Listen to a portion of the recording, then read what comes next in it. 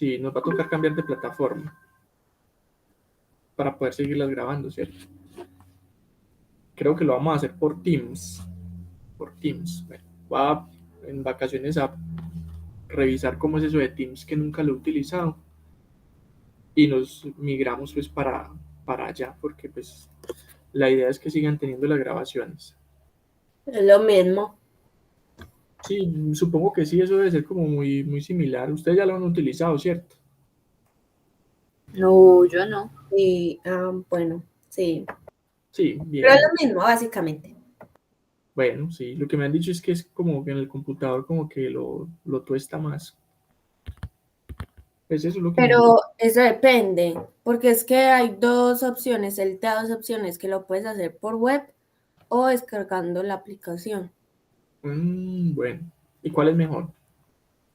Pues yo siempre lo he hecho por la web y no me está el computador ni nada. Bueno, entonces yo creo que esa va a ser una muy buena opción entonces, sí, para hacerlo desde la web. O lo instalo y ensayo a ver qué será mejor. Pero bueno, para que sepan entonces que en enero estaremos estrenando el canal de comunicación. Bueno, a ver, ya estoy presentando, ¿cierto? Sí, estamos. Entonces vamos a arrancar con este, o sea, es tema nuevo, pero se enlaza con todo lo anterior. O sea, seguimos abordando la ecuación general de la energía, pero la idea con esta sección de la clase es darle continuidad. ¿En qué sentido?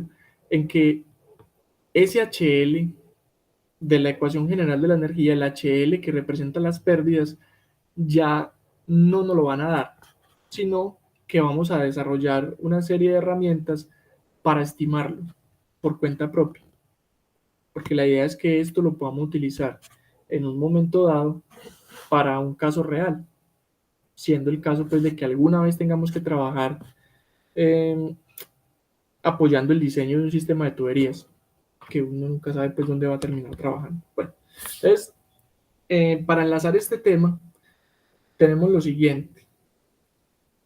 Resulta que cuando un fluido se está moviendo, en un caso particular dentro de una tubería, o puede ser un fluido que se mueve dentro de otro fluido, como es el caso, por ejemplo, del humo de una chimenea en el aire, o como es, por ejemplo, un fluido que se mueve alrededor de un objeto, como cuando está venteando y el viento, pues el aire le da a uno en la cara o en el cuerpo en general. Ese movimiento de fluido se puede caracterizar de dos maneras. Una es el régimen laminar y otra es el régimen turbulento. ¿A qué hace referencia eso de régimen laminar y régimen turbulento? Resulta que dependiendo de la velocidad a la que se mueve un fluido, el fluido se va a comportar de cierta manera. Y cuando hablamos de fluidos nos estamos refiriendo a líquidos y a gases en general, ¿cierto? No solamente aplica para líquidos, sino que también pues aplica para gases. Esto es en general, para fluidos. Entonces, en el régimen laminar hay un comportamiento eh, muy bien definido donde capa sobre capa del material fluido se va moviendo una sobre la otra.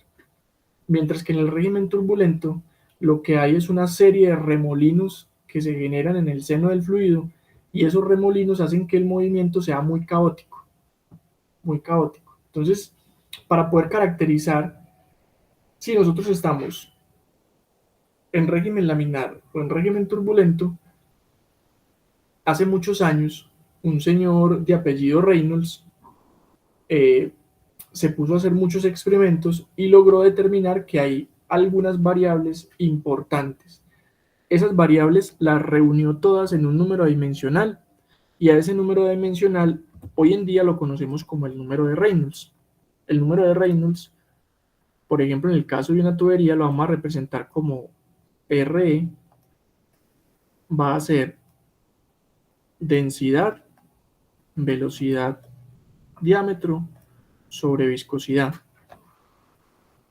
Ese número de Reynolds para nosotros va a representar un parámetro supremamente importante y lo vamos a seguir utilizando desde ahora que lo estamos mencionando hasta el final del curso, porque es un número que nos va a permitir determinar si nosotros en ciertas condiciones de flujo de un fluido estamos en régimen laminar o en régimen turbulento.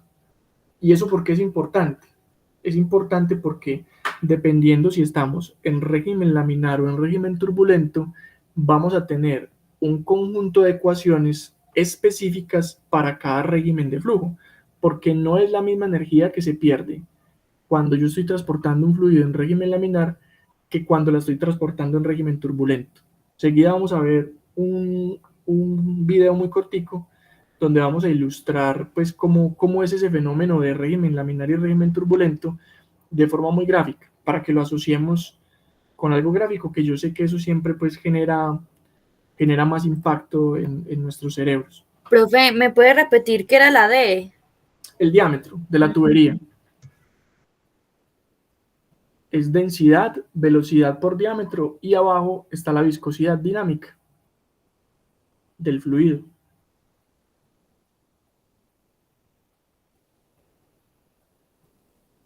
Entonces, vamos a ver este video en YouTube que nos va a mostrar pues de forma muy gráfica qué es eso de régimen laminar y qué es eso de régimen turbulento. Tengo por acá.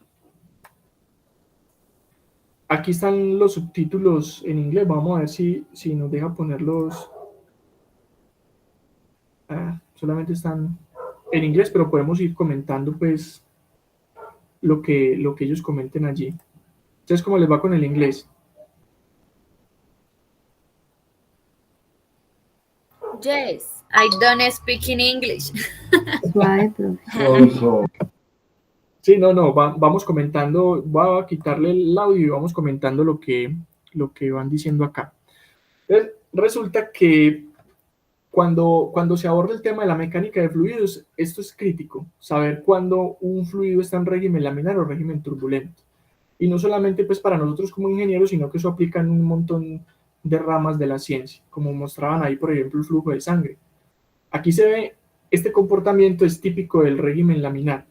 Miren que ahí soltaron varias capas de fluido, eso obviamente es una simulación, pero esas simulaciones, digamos, hoy en día son bastante cercanas a lo que es el comportamiento real del fluido. Entonces, miren, son ¿cuántas? 1, 2, 3, 4. 4 líneas de fluido que si ustedes observan no se mezclan. Ellas van más o menos, miren las líneas divisorias blancas que establecen, cada una va por su camino y digamos que no hay una mezcla entre las líneas de fluido. Eso es lo que uno puede interpretar como un régimen laminar. Son un movimiento lento de un fluido donde es una capa sobre otra capa y no hay una mezcla. Una capa va sobre la otra sin que las capas lleguen a mezclarse. ¿Qué pasa? Si yo empiezo a aumentar la velocidad paulatinamente, se empiezan a formar una serie de turbulencias, de remolinos.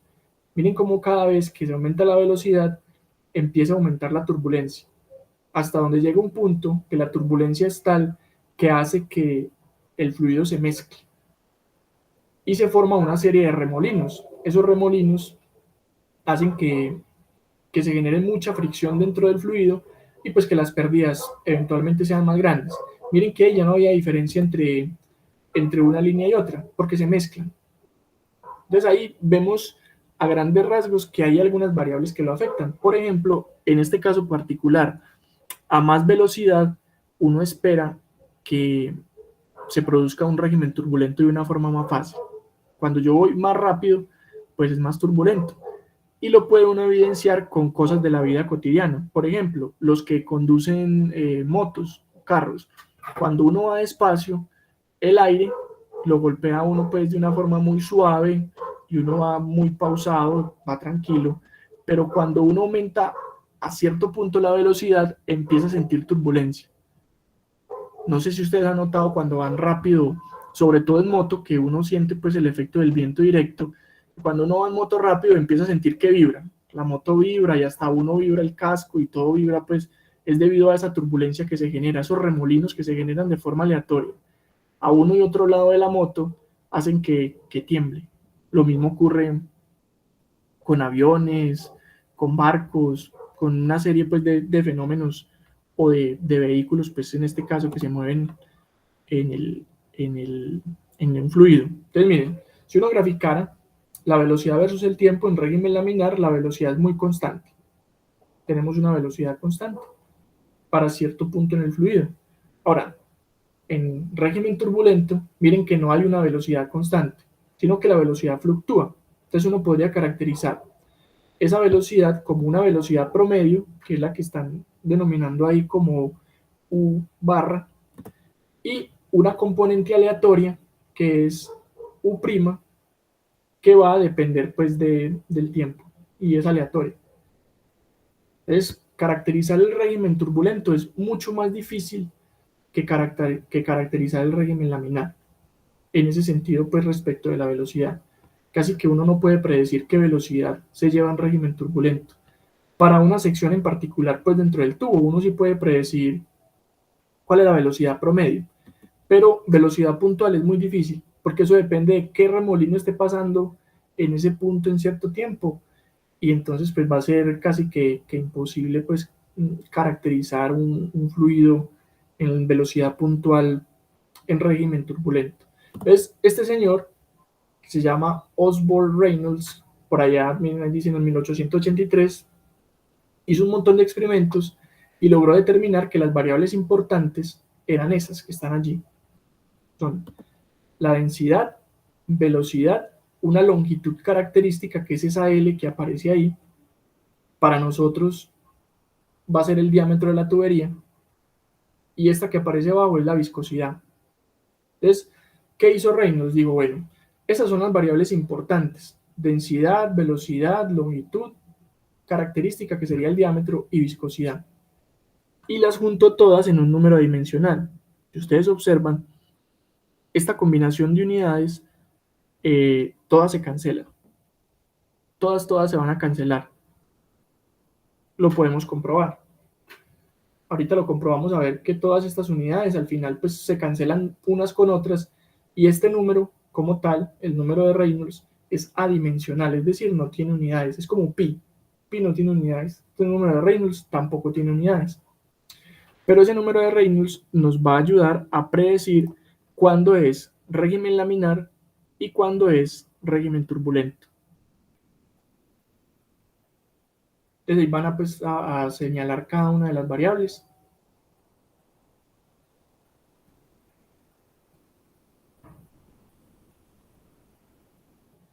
A veces suelen expresar el número de Reynolds de esta manera, como velocidad por longitud característica sobre la viscosidad cinemática. Pero es que miren que la viscosidad cinemática pues no es más que la viscosidad dinámica sobre la densidad, ¿cierto?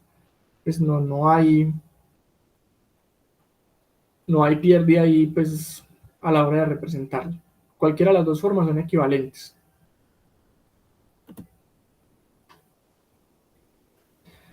Entonces, ese número de Reynolds, miren esa longitud característica, nos van a mostrar para ciertos experimentos o ciertas condiciones qué representa.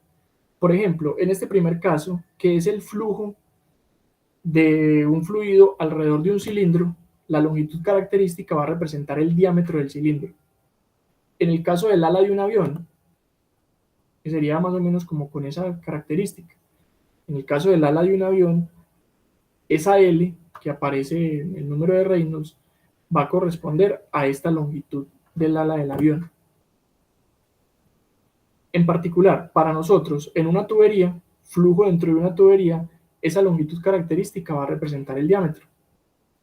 Entonces, para nosotros, en gran medida, casi en todo el curso, eso va a representar, para nosotros esa L va a ser el diámetro. Aquí lo que están mostrándonos es que ese número de Reynolds es una relación de dos fuerzas. Las fuerzas de inercia, por un lado, y por otro lado las fuerzas viscosas. Es una relación entre dos conjuntos de fuerzas. Cuando las fuerzas viscosas dominan el régimen de flujo, vamos a tener un régimen laminar. Miren, por ejemplo, que cuando uno ve fluir la miel fluye muy lentamente, y digamos que esa lentitud se asocia con el régimen laminar. Y es porque la miel, por ejemplo, en ese caso particular, presenta una viscosidad alta. Entonces ahí es donde dominan las fuerzas viscosas. Mientras que un fluido menos viscoso, como por ejemplo el agua fluye más rápidamente y ahí es más fácil que se desarrolle el régimen laminar. Pues cuando las fuerzas de inercia dominan por encima de las fuerzas viscosas, ahí es donde digamos que se va a generar el régimen turbulento. Para nosotros en particular, vamos a asociar el régimen laminar con velocidades bajitas o número de Reynolds bajitos, pequeños, y el régimen turbulento con números de Reynolds altos. En el caso particular de las tuberías, vamos a tener estas condiciones. Por un número de Reynolds por debajo de 2000, nosotros vamos a asumir que estamos en régimen laminar. Si el número de Reynolds está por encima de 4000, vamos a asumir régimen turbulento.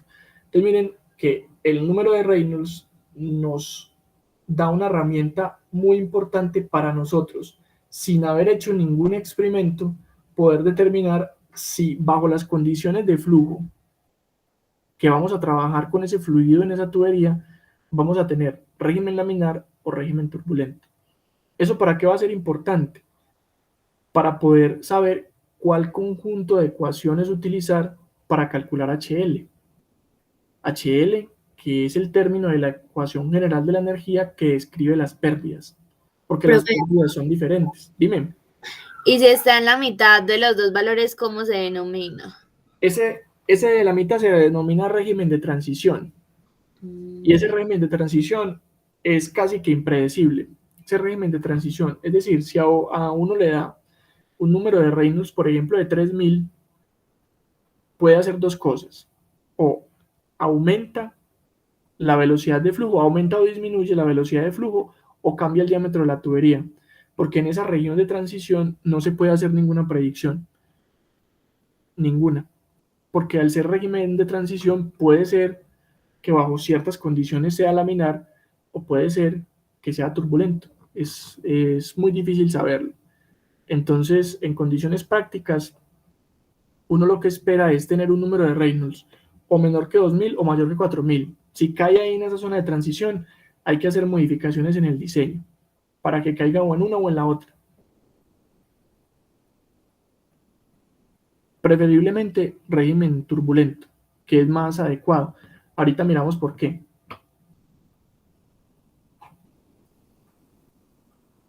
No sé si respondí tu pregunta. Sí, profe, gracias. Sí, con gusto. Entonces, miren que hemos introducido pues un término o un concepto nuevo, que es el régimen, el número de Reynolds y los regímenes de flujo.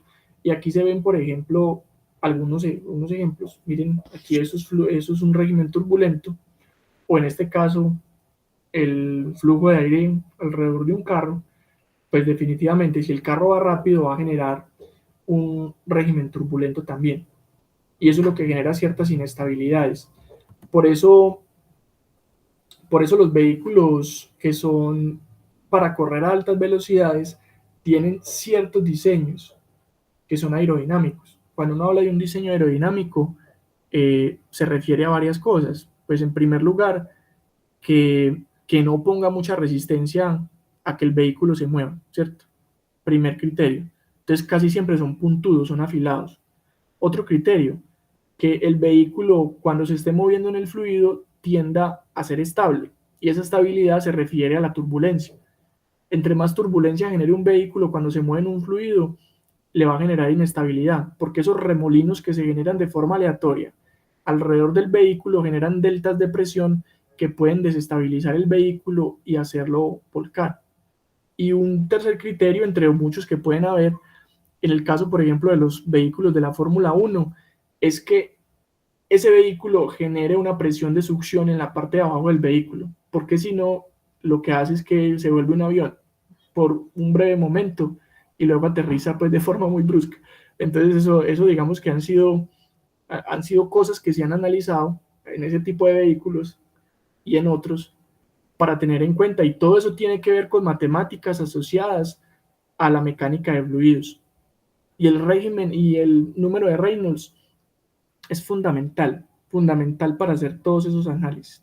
Para nosotros, en nuestro caso, lo vamos a utilizar para decir si estamos en régimen laminar o turbulento en una tubería y posiblemente más adelante en un tanque agitado, por ejemplo, y poder saber cuáles ecuaciones utilizar. Esa es, digamos, nuestra aplicación. Pero aplicaciones tiene un montón. Por ejemplo, en el diseño de aviones, ni se diga. Eso digamos que ahí, yo eso no sé mucho, pero indudablemente lo tienen que utilizar, porque pues el avión es un aparato que va en un fluido. Miren, por ejemplo, aquí otra aplicación, en cosas pues en bioingeniería, biomecánica, eso, digamos que las aplicaciones son muy variadas siempre que tengamos pues un fluido involucrado. Aquí es, por ejemplo, cómo se mueve eh, un fluido dentro de una tubería, que es específicamente lo que nos interesa. Y aquí se ve cómo es, en el caso del régimen laminar, la variación de la velocidad respecto de la posición. Entonces, cuando yo estoy cerca de un extremo de la tubería, se supone que las moléculas que están pegadas a la tubería no se mueven. Esa se llama la condición de no deslizamiento, esta que llaman aquí, no slip condition. Eso es la condición de no deslizamiento. Y a medida que yo me alejo de la pared hacia el centro de la tubería, la velocidad se hace más alta. Vemos que esto hay ecuaciones ya muy características que le ayudan a uno a predecir cuál es la velocidad puntual en cada posición en una tubería cuando yo me estoy moviendo. Pero digamos que eso a nosotros no nos va a interesar demasiado acá en este curso. Pero eso en el régimen laminar. Un perfil parabólico muy bonito que tiene una ecuación. Ahora, en el régimen turbulento, como hay una mezcla continua de los fluidos a través de los remolinos, miren que el perfil de velocidad es muy achatado. La condición de no deslizamiento sigue aplicando. El fluido que está en contacto con la tubería tiende a permanecer quieto, pero se desarrolla un perfil más homogéneo. Y aquí hay una mejor mezcla de los componentes pues, de ese fluido. De ahí que el régimen turbulento se prefiera en aplicaciones industriales, por varias razones. La primera es, si ustedes, por ejemplo, están transportando un alimento que puede presentar sedimentación, como es el caso, por ejemplo, de los jugos naturales tienden a precipitarse. De hecho, uno lo nota cuando licua un juguito en la casa, lo sirve y casi que inmediatamente, 2-3 minutos, ve la separación de las fases.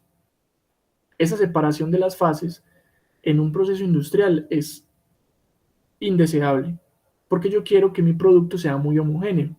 Entonces, si yo trabajo en régimen turbulento con un jugo de fruta, transportándolo por una tubería, lo que voy a garantizar es que los remolinos que se me están formando dentro de la tubería me mantengan homogénea la mezcla, que no se me separen. Eso por un lado. Hay una razón también importante respecto a la transferencia de calor.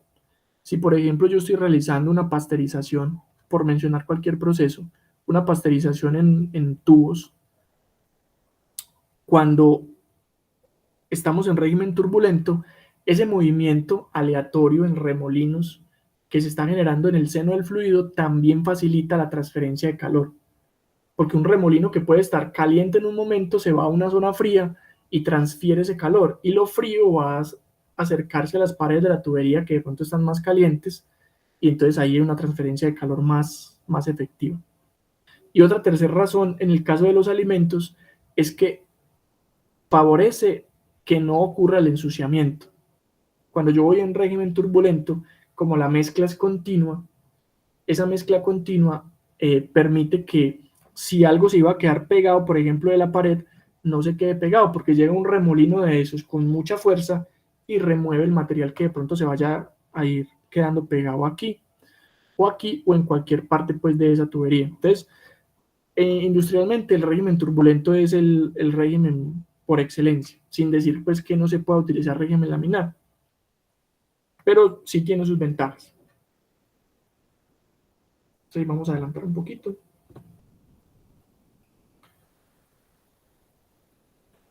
Ahí muestran pues que el perfil en realidad no es homogéneo, sino que tiene una componente de aleatoriedad, y ahí en perspectiva los dos. Miren el régimen laminar, que es como una parábola acostada, por así decirlo, pues una parábola que abre respecto al eje X, muy bien definida, y aquí es un perfil mucho más achatado, con una velocidad, digamos, como más constante aquí en el centro de la tubería. Aquí ya van a hacer otras cosas, otras deducciones, pero digamos que eso ya no nos interesa a nosotros por el momento. Vamos a volver entonces acá a esta presentación. Hasta el momento, ¿cómo vamos? Se ilustra un poco mejor qué es eso del número de Reynolds y cómo se relaciona con el régimen laminar y turbulento. Sí, señor. Bien, entonces resulta que esto para nosotros va a ser importante en la medida en que nos va a ayudar a predecir las pérdidas. Entonces vamos a tener, aquí pues tenemos el resumen de lo que estaba ya en el video, de que por debajo de 2000 el flujo es laminar, por encima de 4000 pues es turbulento. Entonces esto es como un apunte de lo que estaba ya en el video, y que en general esos son los rangos que se manejan pues para tuberías. Esto aplica para tuberías, ¿cierto? Si miramos, por ejemplo, en un canal abierto, o en el flujo alrededor de un cilindro, o el flujo alrededor de un carro, va a ser rangos diferentes. Pero estos rangos son los que nos interesan a nosotros, porque pues el quehacer de nosotros es transportar fluidos por tuberías. Vamos, que va a ser como la aplicación eh, más directa que tenemos. Entonces, ¿qué pasa cuando el número de Reynolds cae en la zona crítica? Que era la pregunta que hacían ahorita. Cuando cae en la región crítica, pues lo que tenemos es que o cambiar la velocidad de flujo o el diámetro. Una de dos, o las dos. Pero debemos garantizar que el número de Reynolds no caiga en esa zona crítica. Si el número de Reynolds me da entre 2000 y 4000, debo hacer modificaciones en el diseño para que no caiga ahí. O sea, que aumente la velocidad o disminuya el diámetro. Que aumente el caudal o disminuya el diámetro, bueno, alguna de las dos.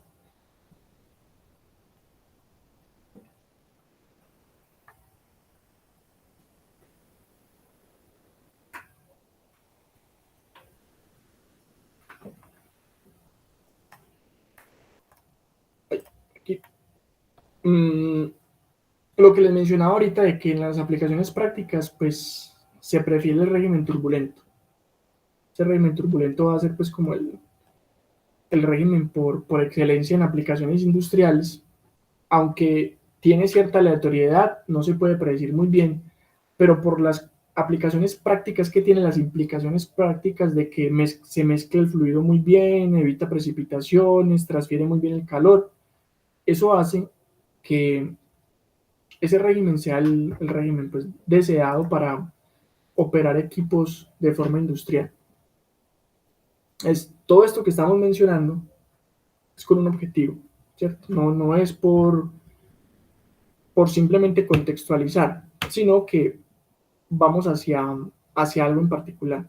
¿Me cuentan, por favor, si ya puedo pasar?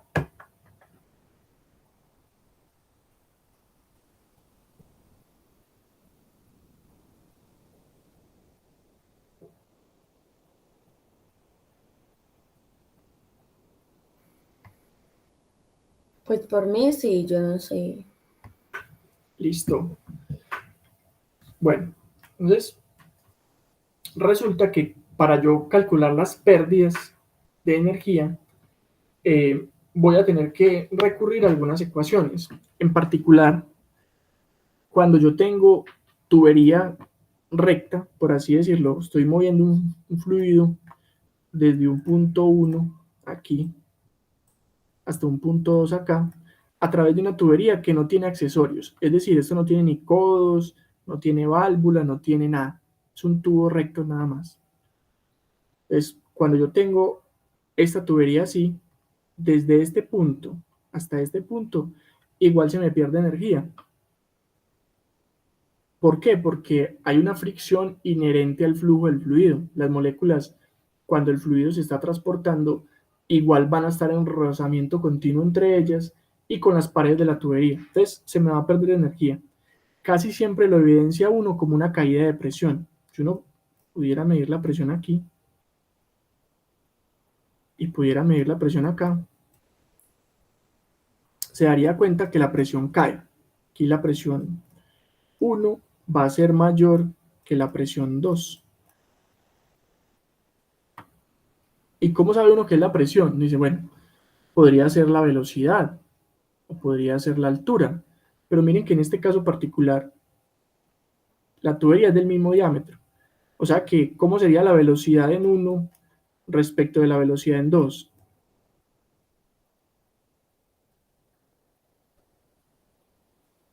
¿Serán qué?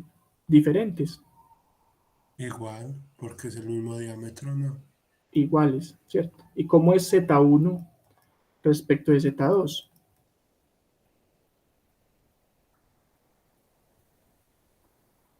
Si es una tubería que está horizontal, ¿cierto? Pero aquí la dibujamos de forma horizontal. También es la misma. Entonces, el único término de la ecuación general de la energía que nos queda para evidenciar esa pérdida de energía es la presión, ¿cierto? Porque hay tres términos nada más. Está P1 sobre gamma más velocidad 1 al cuadrado sobre 2G más Z1. Estos son los términos que describen la energía que contiene el fluido, porque los otros ya no describen eso, describen son las adiciones, pérdidas o remociones, ¿cierto? Los términos que siguen de aquí para acá. Los tres términos que describen la energía que contiene el fluido son estos. Entonces, si esto no cambia, ni esto cambia, la única que puede cambiar es esta. Entonces, casi siempre lo que uno evidencia es una caída de presión en el sistema cuando está transportando un fluido a través de una tubería. Entonces, de forma intuitiva uno comprende por qué se pierde la energía, ¿cierto? Por las fricciones internas de las moléculas y las fricciones de esas moléculas con las paredes de la tubería. Esa fricción se va a volver energía interna y esa energía interna pues es un aumento de temperatura, se percibe como un aumento de temperatura y esa temperatura se va a nivelar con la temperatura del ambiente. Entonces lo que va a ocurrir es una transferencia de calor a través de las paredes de la tubería al exterior. Y la temperatura del fluido no va a cambiar sustancialmente, porque calor que se genera, calor que se libera a través de las paredes de la tubería de forma espontánea, ¿cierto? Porque eso así lo establecen las leyes de la termodinámica. El calor va desde el punto más caliente al punto más frío.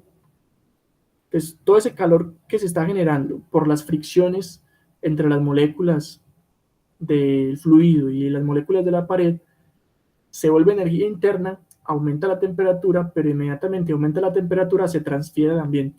Entonces uno puede considerar que la temperatura se permanece constante. Pero lo voy a dibujar de otra manera. Aquí. Y esto fue una de las condiciones que nosotros le pusimos a la ecuación general de la energía, que era un flujo isotérmico. Isotérmico y otra es que fuera incompresible.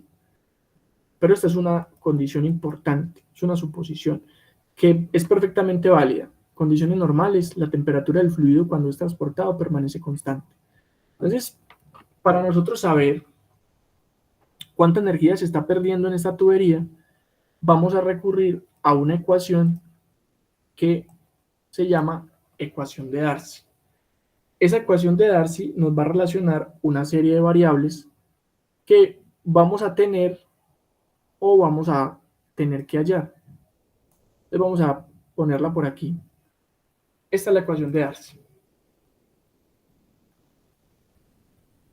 Entonces ahí aparecen como cosas conocidas y otras como que no. Entonces vamos a caracterizar eso con una tubería que tengamos, por ejemplo, acá. Digamos que esto es una tubería en la cual estoy transportando un fluido que va en esta dirección. Entonces, miren que este HL es el HL de la ecuación general de la energía. Entonces ya tenemos una ecuación con la cual calcular HL. Y vamos ampliando, digamos, el número de ecuaciones, pero a la vez estamos ampliando la capacidad de nosotros de hacer el análisis. Entonces, vamos a mirarlo acá. Esta longitud la va a hacer en otro color, por ejemplo en verde. Esta longitud de aquí a acá, desde donde yo estoy analizando las pérdidas, desde el punto 1, por ejemplo, sería el punto 1 hasta el punto 2. Esta es la que denominamos L. Representa la longitud de la tubería, longitud recta, ¿cierto? De un punto 1 al otro. Entonces ahora sí la longitud de la tubería va a ser importante para nosotros. Este que está aquí va a representar el diámetro de la tubería. Diámetro interior, ¿cierto? Diámetro interior. Este va a representar la velocidad promedio del fluido dentro de la tubería. Esta velocidad que está acá, casi siempre la vamos a hallar como caudal sobre área. Es que ahí no tenemos pérdida, pues. Esta es la gravedad y pues va a ser 9.81.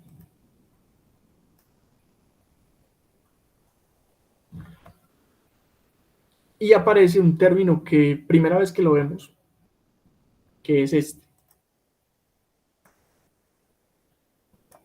Este término F. Ese lo vamos a llamar el factor de fricción. F va a ser un factor de fricción. Y para calcular ese F que tenemos ahí en la ecuación de Darcy, va a ser necesario, en primer lugar, saber en qué régimen de flujo vamos a estar. Porque ese factor de fricción va a depender si estamos en régimen laminar, vamos a utilizar una ecuación, y si estamos en régimen turbulento, vamos a utilizar otra ecuación. Y ahí empieza la importancia del número de Reynolds y esto de los laminar o turbulento. Todo eso va a entrar aquí a tomar relevancia en la medida en que lo vamos a necesitar para calcular este valorcito que está aquí, el factor de fricción. Hasta ahí como vamos bien.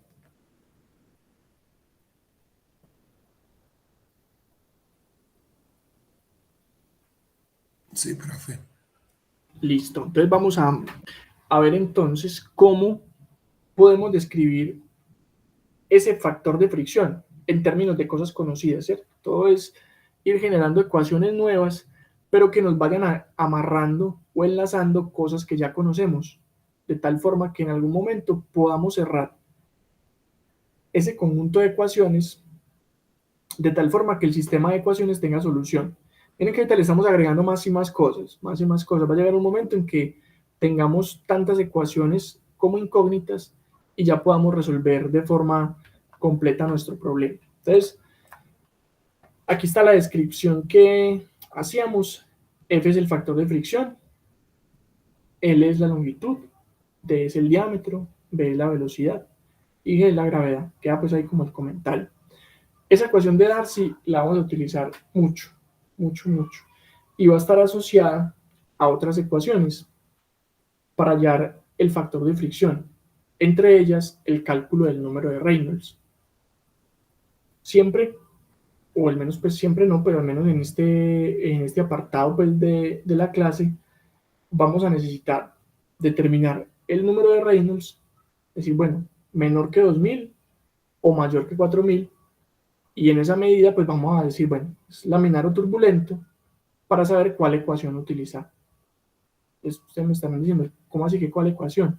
Ya las vamos a ver, que son ecuaciones específicas para el factor de fricción. Perdón. Ay, bueno. Entonces, voy a pasar por acá. Bueno, me cuentan, ¿ya estaban listos acá? Antes de pasar.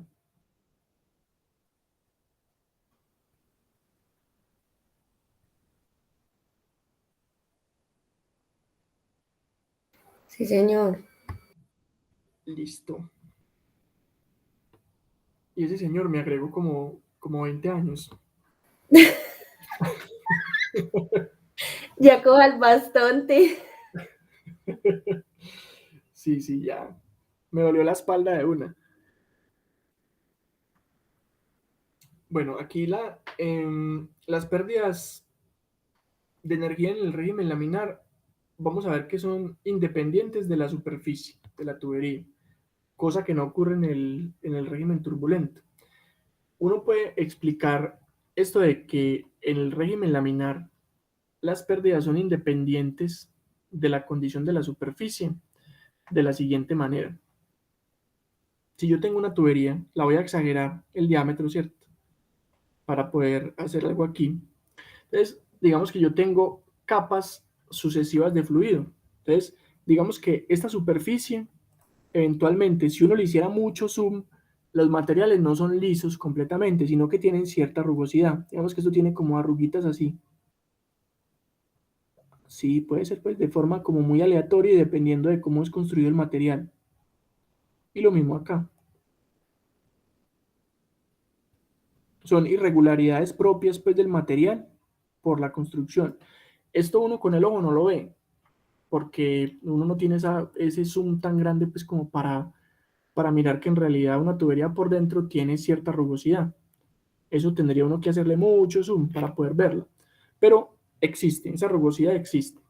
Entonces, ¿qué pasa? Cuando yo estoy en régimen laminar, las capas se mueven muy homogéneamente, una por encima de otra. Entonces lo que yo voy a tener es, la primera capa de fluido se me va a acomodar aquí, se me va a pegar a todo esto, y de ahí no se va a mover. Entonces, por más rugosidad que tenga el material, esta primera capa de fluido me lo va a tapar. Las otras capas de fluido se van a mover por encima de esta capa. Entonces no van a tener esta capa, segunda capa, que la voy a pintar en amarillo, nunca va a tener contacto con la superficie de la tubería, sino con la capa que sí está en contacto con la tubería, pero la capa que está en contacto con la tubería está quieta por la condición de no deslizamiento. Entonces las capas sucesivas que vengan por acá, así, pues ninguna va a tener contacto con la superficie. De ahí que en el régimen laminar, como lo dicen aquí, digamos hay una independencia respecto de la superficie de la tubería.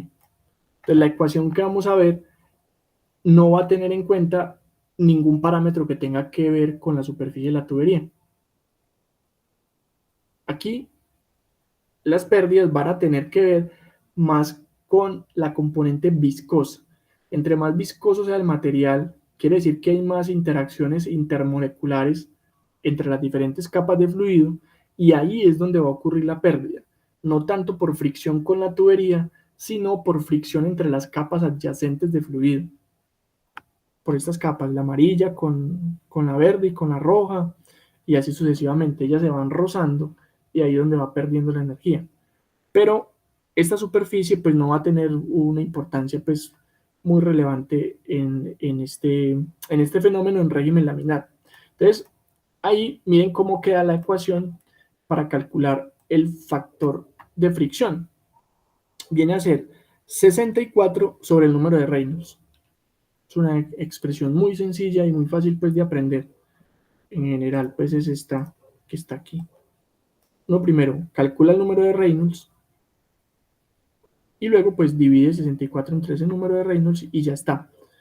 Este factor de fricción pues lo lleva a uno a la ecuación de Darcy, que nos dice que HL es igual a F L sobre D por la cabeza de velocidad. Entonces, esta F que está aquí es esta F. Y el resto de parámetros los conocemos. Entonces, una vez yo tengo calculado todo esto, tengo HL y este lo puedo llevar a la ecuación general de la energía. La ecuación general de la energía, ¿cierto? Entonces, miren que ya tenemos una vía lógica y muy clara, establecida, para calcular el HL. Cosa que antes en los ejercicios que acabamos de hacer y los que hicimos en la clase pasada, pues no lo daban, porque hasta ese momento no contábamos con las herramientas suficientes para calcularlo, pero desde ahora en adelante vamos desarrollando esas herramientas. Entonces, con esas herramientas ya no nos van a tener que dar el HL, sino que nosotros mismos lo vamos a estimar. ¿Cómo? Calculando primero F lo llevamos a la ecuación de Darcy, y SHL, pues ya lo llevamos a la ecuación general de la energía, ¿cierto? Hasta ahí, ¿cómo vamos con esa ruta lógica del cálculo de HL? Bien, Bien, bien. bien. Entonces aquí hay un condicional, ¿cierto? Como cuando veíamos en algoritmos que decíamos, si tal cosa, hacemos una cosa, y si no, hacemos otra cosa. Aquí el condicional es respecto del número de Reynolds. Si Reynolds es menor que 2000, aplicamos esto, ¿cierto? Hacemos esto. Pero si Reynolds es mayor que 4000, esto ya no sirve, porque estaríamos en régimen turbulento, tenemos que hacer otra cosa. Entonces vamos a ver cuál es la ecuación que nos va a servir en régimen turbulento. Recuerden que esta ecuación que está rojita aquí funciona en régimen laminar, porque es la condición, ¿cierto? La condición es Reynolds menor que 2000. Entonces utilizamos esta. Ahora vamos a verla en el caso de Reynolds mayor que 4000. Bueno, hay un comentario que ya lo habíamos discutido. El factor de fricción se reemplaza pues en la ecuación de Darcy. Muy bien, entonces en régimen turbulento vamos a tener una variable nueva en nuestra discusión y tiene que ver con esa rugosidad que yo les decía que es propia del material. Cada material en su construcción genera cierta rugosidad. Esa rugosidad se puede caracterizar como una rugosidad promedio y tiene que ver con qué tan honda es esa hendidura que se genera aquí. Yo pongo para hacerle zoom. Es este épsilon. Ese épsilon representa qué tan profunda es esas grieticas microscópicas que se generan en la superficie del fluido.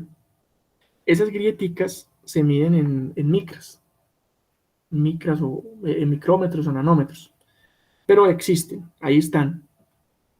Y en el régimen turbulento cobran importancia, porque en el régimen turbulento ya no hay una capa delgada de fluido que se quede pegada, porque como aquí hay unos grandes remolinos que se están generando, estos remolinos lo que hacen es que con la energía propia que ellos tienen, llegan acá y remueven esta película.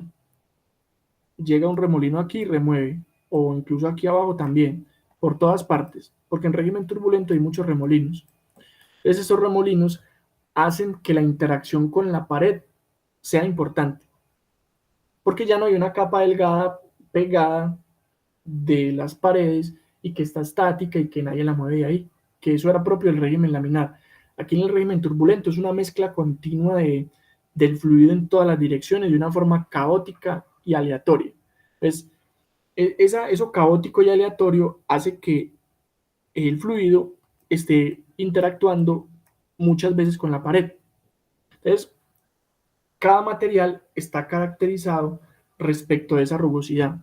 Entonces uno puede, digamos, si ustedes ojean el libro de Mott o el de Sengel o cualquier otro libro de mecánica de fluidos, hay unas tablas donde para cada material de tubería, si es hierro, si es cobre, si es de plástico, si es de, por ejemplo, de vidrio, va a haber una rugosidad característica, una E, y nos van a decir, por ejemplo, la del acero es de 4.6 por día a la menos 5 metros. Y eso es un valor que ya está caracterizado. ¿Cómo hacen esto? Eso es con microscopía, pues, puede ser electrónica de barrido o con otras técnicas, pues, de microscopía. Pero bueno, eso digamos que no nos interesa a nosotros en este momento. Nos interesa es que existe el dato, nosotros lo conocemos. Y con esto generan un número dimensional. Si yo divido esta rugosidad sobre el diámetro de la tubería, se me genera un parámetro conocido como la rugosidad relativa, que es esta que se está mencionando acá. La rugosidad relativa no es más que esta expresión. E sobre D. Esa rugosidad relativa también es adimensional. Porque miren que la rugosidad está en metros y el diámetro pues también estaría en metros. Entonces, metros arriba y metros abajo se cancelan. Entonces, en el caso del régimen turbulento, nuestro factor de fricción va a depender de dos números adimensionales.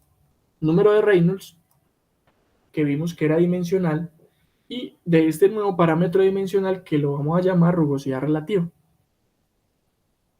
Y la ecuación para el factor de fricción pues va a tener que involucrarlos a los dos. Estas ecuaciones salen después de un análisis de muchos datos experimentales realmente. Son ajustes, son ecuaciones que ajustan esos datos experimentales y que finalmente pues, nos sirven a nosotros como una herramienta para saber cuál es el factor de fricción sin tener que ir a hacer los experimentos. Vemos que nosotros ya tenemos una ventaja ganada ahí porque alguien ya hizo los experimentos por nosotros y nos dio las ecuaciones. Esas ecuaciones representan una realidad de muchos experimentos que alguien realizó alguna vez y que nos ayudan a nosotros a predecir las cosas sin tener que volver a hacerlas, ¿cierto? Vamos a ver cuál es la ecuación. Pero aquí de forma teórica se comprende esto, por qué la rugosidad aquí sí es importante y en el laminar no, y pues que el número de Reynolds pues sí va a seguir involucrado. ¿Vamos bien?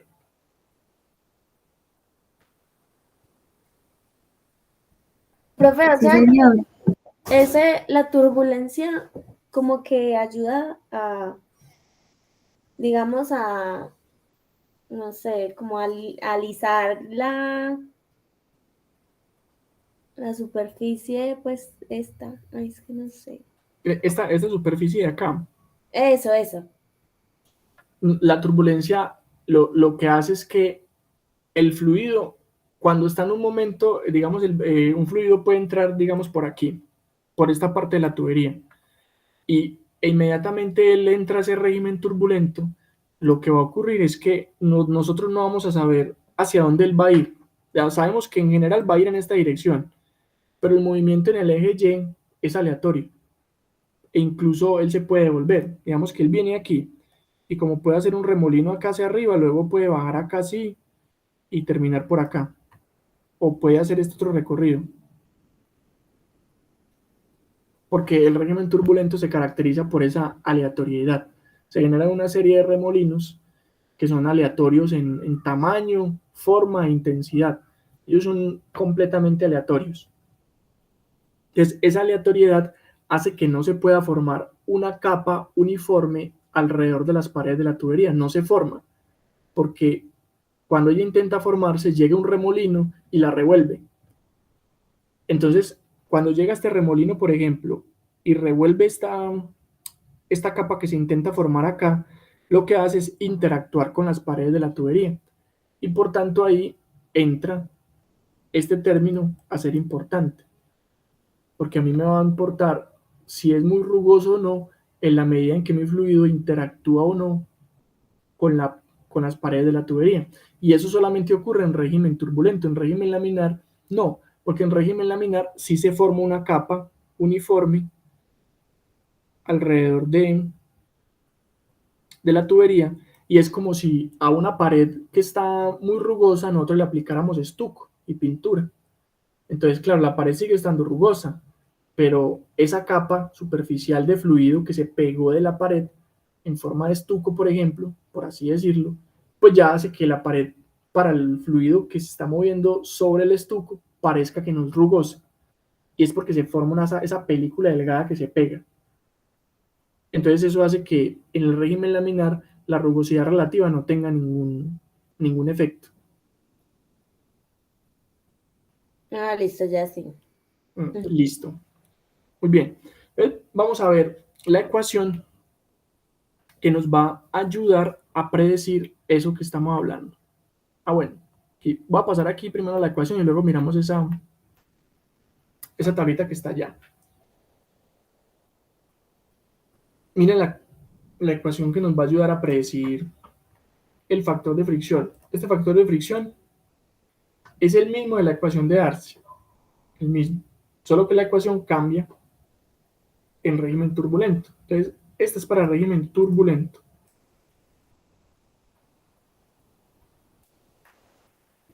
Miren cómo es ya, digamos, una ecuación mucho más grande. La del régimen laminar es más pequeña y más fácil de aprender. Factor de fricción era 64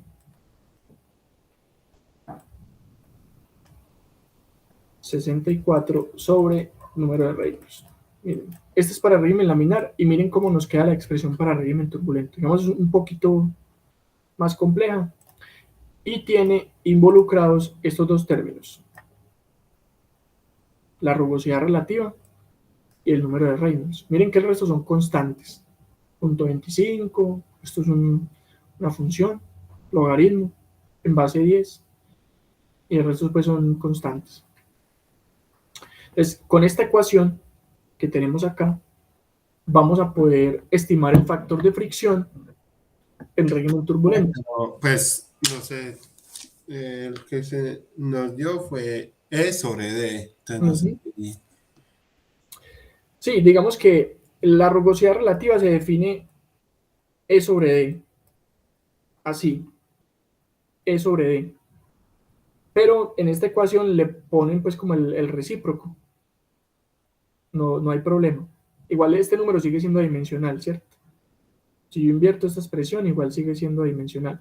Pero la rugosidad relativa, la definición es esta, E sobre D. Y aquí aparece pues al revés, pero bueno, eso es un... Igualmente pues uno la construye con este parámetro, este E, que se lee de tablas, y este D, que es el diámetro interior de la tubería. Entonces, miren que de esta ecuación nosotros conocemos todo excepto este que es la rugosidad. El número de Reynolds lo podemos calcular muy fácil, ¿cierto? El número de Reynolds es densidad, velocidad, diámetro sobre viscosidad. Aquí no hay ningún parámetro desconocido o que no podamos hallar en un problema dado cualquiera. Densidad y viscosidad son propiedades del fluido. La velocidad, ya nosotros sabemos calcular velocidades en una tubería. Diámetro de la tubería tampoco es problema, o sea que el número de Reynolds no es problema. El diámetro de la tubería no es problema. Ahora, esta rugosidad, no la relativa, sino la rugosidad, que es este valor epsilon, pues va a estar tabulado. Va a estar en tablas, sea en los libros, o si es un proveedor de una tubería, de un material que no está en los libros, pues el proveedor le dice a uno cuál es la rugosidad. Uno puede preguntar, o eso está en el catálogo o está en la ficha técnica de la tubería. A ver, es una tubería de un material nuevo que no se había usado, entonces no están los libros. Entonces ahí ellos hacen su caracterización en el laboratorio y le dicen a uno cuánto es esa rugosidad. En el caso de los materiales conocidos, tenemos esta tabla que estaba aquí. Miren, ahí está.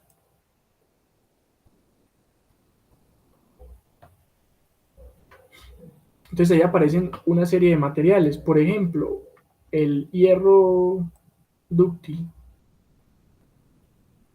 tiene una rugosidad en metros de 2.4 por 10 a la menos 4.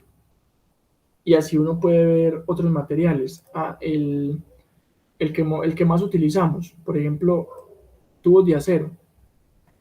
Bien, es 4.6 por 10 a la menos 5 metros. Y así con otros. Materiales que no aparezcan en esta tabla, pues los consulta uno en internet, catálogos de tubería, y puede uno saber cuánto es esa rugosidad. Entonces, si uno tiene la rugosidad y tiene el diámetro, pues ya tiene la rugosidad relativa. Pero ve ahí, por ejemplo, en el caso de que nos den el material como vidrio, ¿qué pone 1,0? Es 0, sí, 0. Ah, bueno. En ese caso sería 0, 0.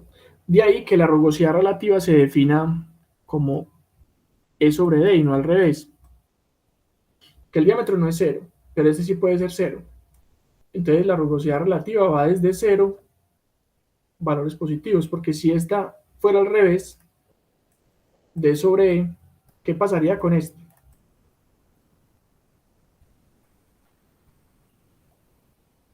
con un 0 aquí en el denominador, Indeterminado. se vuelve indeterminado, ¿cierto? Entonces por eso es mejor esta expresión para la rugosidad relativa que esta no, está así. Pero entonces, en la fórmula está D sobre E, ¿no? O ese es distinto. Esa es la misma, entonces ahí tendríamos que hacer un análisis. Cuando esta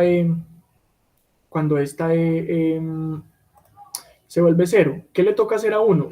Si uno reemplaza esto directamente, eso se le vuelve un problema porque se cae la calculadora. Lo que tiene que hacer uno es utilizar la teoría del límite. ¿Cuál es el límite? Cuando E tiende a 0 de esta expresión. Y lo podemos hacer. Si esto tiende a 0, todo este término tiende a infinito, ¿cierto? D sobre E tendería a infinito. 3.7 por infinito da infinito. Y 1 sobre infinito da 0. Entonces ese término se vuelve 0.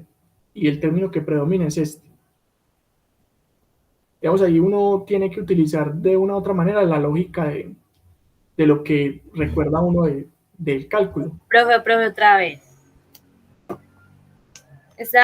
Estábamos diciendo que cuando E se volvía 0, ¿cierto? O sea, si uno lo reemplaza 0 directamente, la calculadora se le cae, le saca un error. Pero uno lo puede analizar. No cuando sea 0, sino cuando E sea extremadamente pequeño, cuando tiende a 0, que eso es lo que define un límite. Cuando E tiende a 0. No es 0, pero tiende a 0. Entonces, ¿qué pasa? Si yo reemplazo un E cada vez más pequeño, ¿qué va a pasar con esta expresión? Con D sobre E. Y lo podemos mirar por acá. Cuando E se hace 0, entonces D sobre E, ¿a qué tiende?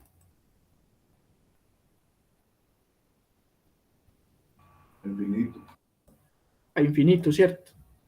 Entonces, 3.7 por D sobre E, ¿a qué tiende? Esto.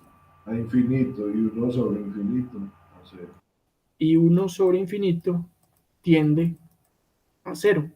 Entonces, por eso todo este término se nos vuelve 0. Y ya, en el caso de trabajar con una tubería de vidrio que es lisa, pues sabemos que este término no lo utilizamos. Utilizaríamos solo este término. Y tiene mucha coherencia, porque este término se vuelve 0 porque deja de ser importante, porque ya el material no tiene rugosidad.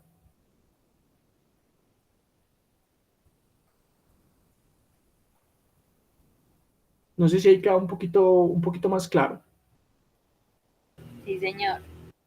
Listo, entonces vamos bien. Miren que la ecuación es consistente, pues, ¿cierto? Y esa ecuación, el trabajo que debió haber requerido para desarrollar esa ecuación, mejor dicho,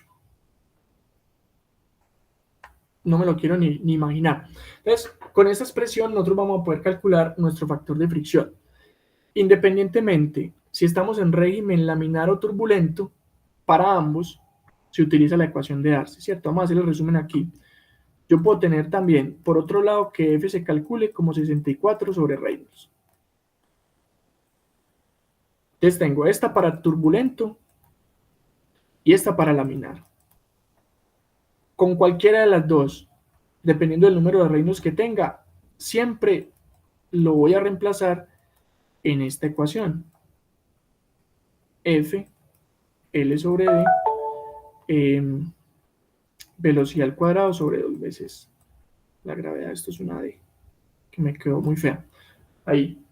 Entonces, independientemente de si lo calculo con esta o con esta, que cada una pues tiene su aplicación dependiendo del número de Reynolds, siempre la reemplazo acá. Esta ecuación es independiente del régimen de flujo, aplica para los dos.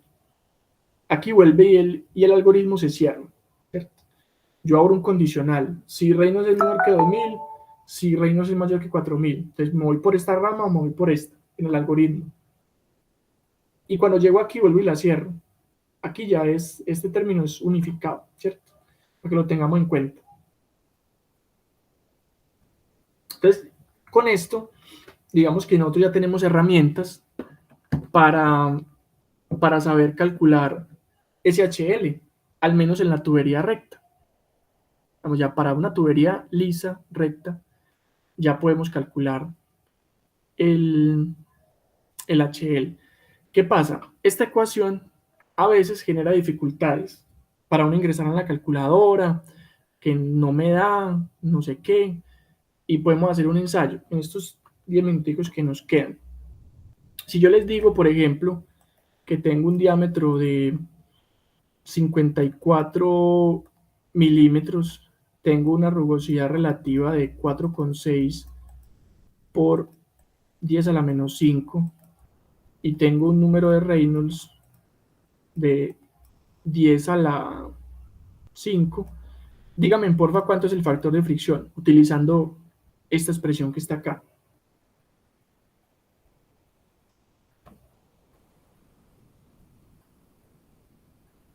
Eso está en metros.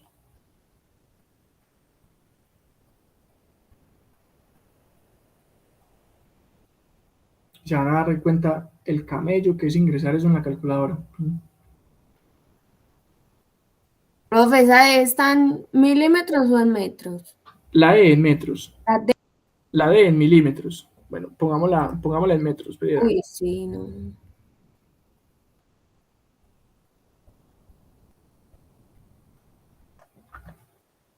listo.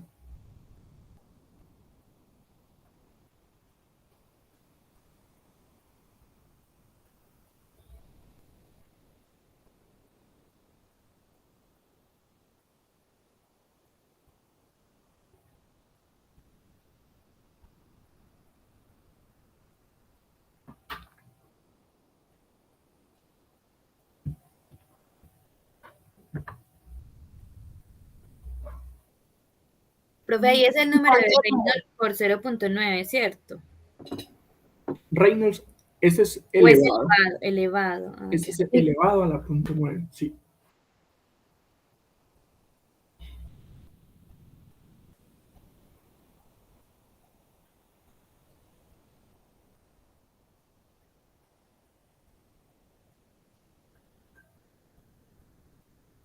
Qué error. Eso era lo que yo quería que experimentaran. De que esa expresión para ingresar a la calculadora. Ay, profe, a mí también error. Y tengo Aquí. las calculadoras viejas, peor. Uy, sí. Mi medio. ¿Cuánto? 0.018. 0.018. Bueno, ahí tenemos un valor tentativo. Anoten porfa estos valores aquí para que miremos otra forma de calcular ese factor de fricción sin utilizar esta ecuación, que puede ser un caos pues utilizarla en determinado momento. Más adelante la vamos a ingresar en Excel, bien ingresada, para que Excel nos calcule eso de forma automática. Entonces ya no nos tengamos que preocupar de cada vez estar ingresando eso ahí cosa por cosa en la calculadora. Que hay veces sí, eso saca error, o hay veces no saca error, sino queda un número, pero no es el número que debería dar. Ese es peor. Menos mal, al menos que saque error, que sabe uno que se equivocó, pero cuando da un número que no es y uno no se da cuenta, ahí es más grave. Entonces, 54 por 10 a la menos 3, 4,6 por 10 a la menos 5 y 10 a la 5. Con eso uno puede, entonces da 0.018, listo. Entonces con eso uno puede venir a un diagrama que se llama así, diagrama de Moody. Ese diagrama es el siguiente, este diagrama. Dice, no, pues que pasamos de una ecuación a un gráfico que es peor. Que uno lo ve de primera impresión y dice, oye, ¿eso qué? Vamos a analizarlo rápidamente para que miremos qué contiene este diagrama. Entonces, aquí en el eje X está el número de Reynolds. Entonces nosotros tenemos aquí un valor de número de Reynolds cualquiera. Y aquí, en este eje, tenemos la rugosidad relativa, E sobre D. ¿Cuánto es la rugosidad relativa de nuestro ejercicio? ¿Cuánto da E sobre D? Que sería, era 4,6 por 10 a la menos 5 y D era 54 por 10 a la menos 3.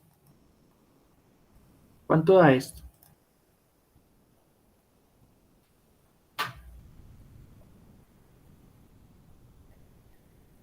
8,52 por 10 a la menos 4. Ese color como que no me está convenciendo. Da, a ver, hagámoslo con azul. 8.52, ¿por qué? 10 a la menos 4. Por 10 a la menos 4. Entonces, este número de 8.52 por 10 a la menos 4 lo tenemos que ubicar acá, en esta escala. Entonces, este 8.52 por 10 a la menos 4 es lo mismo que 0.008. Me faltó 1. 1, 2, 3, y me faltó 1. Más o menos así, ¿cierto? 1, 2, 3, 4. Esto es lo mismo que esto, porque aquí pues no está en escala notación científica, sino que está así la notación convencional. 8.52 por 10 a la menos 4 es correr la coma 4 veces. 1, 2, 3, 4. Entonces son 3 ceros, 85. Entonces aquí está 3 ceros, 8. Este es como el más aproximado, ¿cierto? Lo voy a señalar acá. Profe, a mí me dio sin un pues 2 ceros. Solo 2. Entonces, ¿por qué 10 a la menos 4? Pues yo no sé, no sé, a mí me dio 2 ceros. Pues sí tiene mucho sentido, porque aquí cancelaría menos 3 con menos 2. O sea que es a la menos 2. Aquí. ¿Cuánto le dio a Mafe? Pues me dio 0,005. Es 0,0, así como está, pero sin cero en medio. No, profe, 0,00. Espera, yo vuelvo y lo escribo. Otra vez. A mí 0. me dio totalmente diferente y estoy haciéndolo a ver, porque no me dio por tantos ceros, ¿Cuánto profe. le dio Caro? Es que 0.851. Yo creo que es mi calculadora, yo no sé por qué eso no me quiere dar nada. Qué Ya lo raro. voy a intentar hacer otra vez, profe. Vamos a ver. A ver, yo lo pongo así, notación normal. Esto me está dando a mí. Es E sobre D A la menos 4. a la menos 4, Es sí. 54, sí, es 54. Sí, era 54. Ya, entonces sí. Sí, Sí. profe, y yo tenía un error, era que no le ponía el 4.6, sino 46. Ah, bueno, bueno. Eso fue un error mío. Ay, me Ah, no, disculpo. no pasa nada. Y Igual sí, era eso, profe. sí, bueno, era 3 ceros, 85. Listo. Ajá. Vamos a tenerlo por acá. 3 ceros. Ah, ya que se hizo. A ver, los que está era por acá, más ciego. Aquí, 3 ceros, 85. Listo, entonces ese lo podemos ubicar aquí, más o menos. 308, está como por acá. 308, un poquito más arriba. Entonces, ¿qué hace uno? Pues ya tengo la rugosidad relativa y también tengo el número de Reynolds, que era 10 a la 5.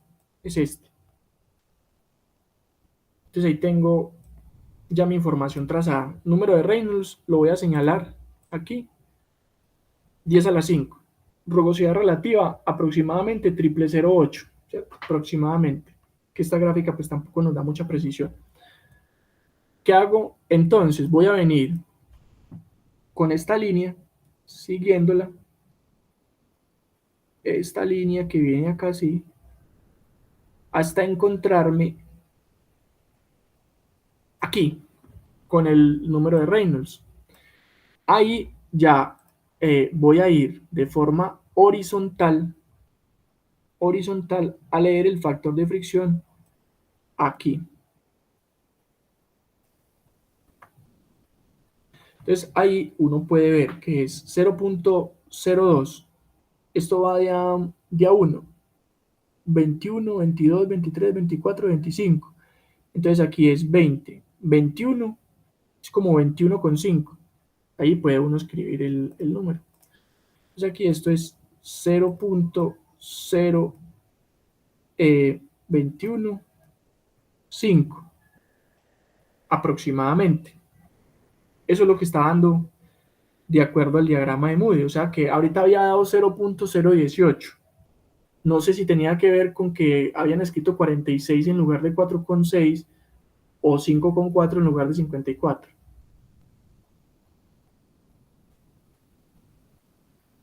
lo podemos recalcular. Profe, ¿y esa tabla está en el mismo libro? Ese está en el libro de Mott. Y creo que en el de Sengel también está. Profe, y va a ser siempre ese gráfico así, pues, o sea, no cambia, sino que es el mismo y ya uno hace la relación con lo que le da a uno. Mira.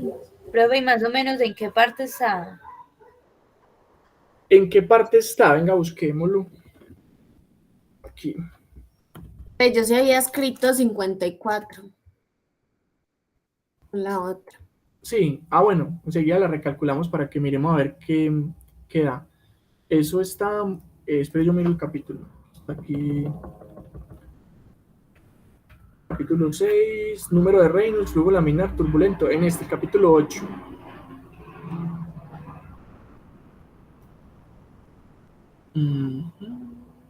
Capítulo 8, eso está 226, vamos a ver. 220, por aquí va a aparecer.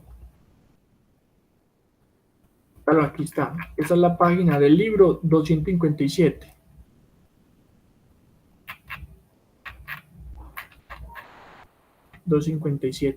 Ahí está. O lo pueden descargar de internet. De pronto es mejor resolución.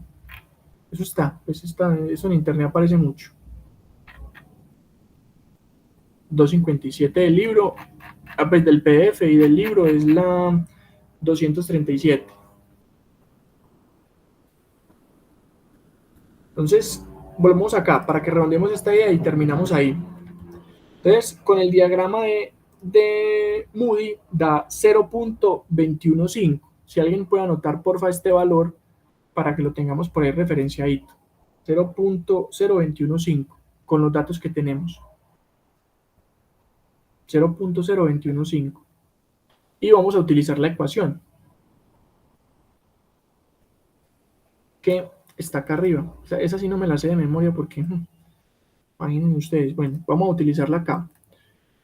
Entonces, acá viene primero esta división. Arriba viene un punto 25 y abajo viene algo al cuadrado. Entonces voy a encerrar aquí algo al cuadrado y en el interior viene un logaritmo. Entonces es este logaritmo.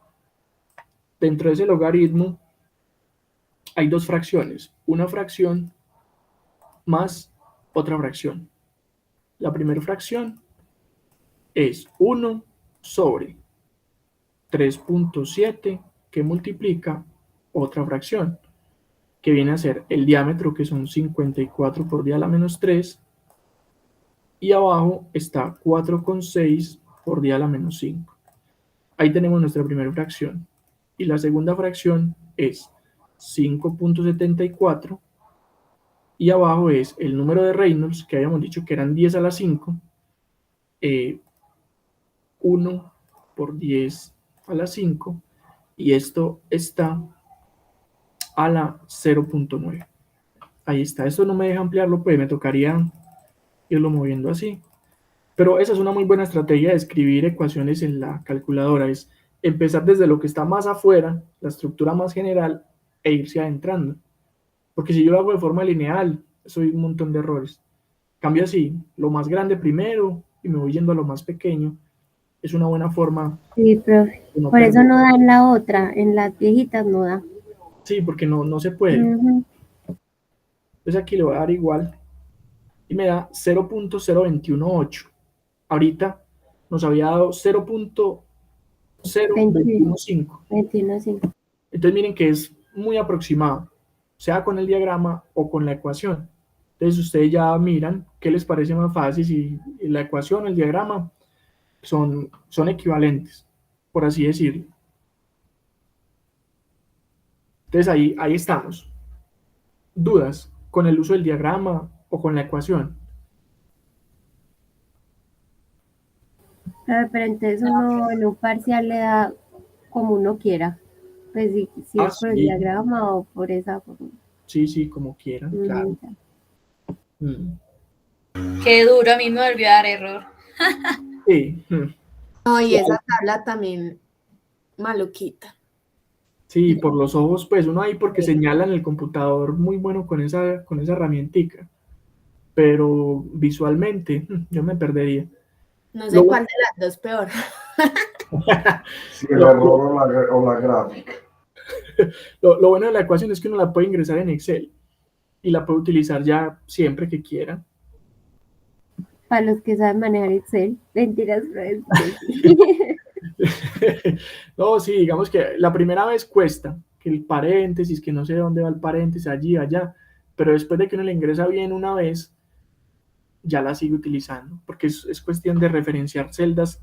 D sería una celda, esta rugosidad relativa sería otra, y el número de Reynolds otra, y ya uno cambia los valores y siempre ya le va a dar pues el factor de fricción. Se puede uno demorar un ratico, pero le queda pues como la plantilla. En el caso de que uno fuera a trabajar en eso, ¿cierto? Si no, pues ¿para qué también? Pero al menos para las evaluaciones próximas, vamos a hacer, no para la próxima, una futura, creo que es como el tercer parcial, vamos a construir una plantilla que nos ayude a tomar esas decisiones, a hacer los cálculos. Ah, sí, sí, sí. Pidan el curso para que lo vean. Hay un profe muy bueno que lo dicta. Bueno, entonces, dejemos hasta ahí. Vamos. ¿Qué pasó? Profe, ¿usted dictó ese curso? No, yo no lo dicto. ¿No? Ah, No, yo pensaba que era usted. no, yo no.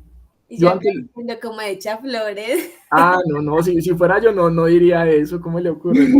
No, tampoco así, tampoco así. No, yo no lo dicto. El profe se llama Camilo Agudel, pero es muy bueno, por si lo quieren ver, ¿cierto? Si no, pues, si quedaron aburridos con el algoritmo, pues ni modo.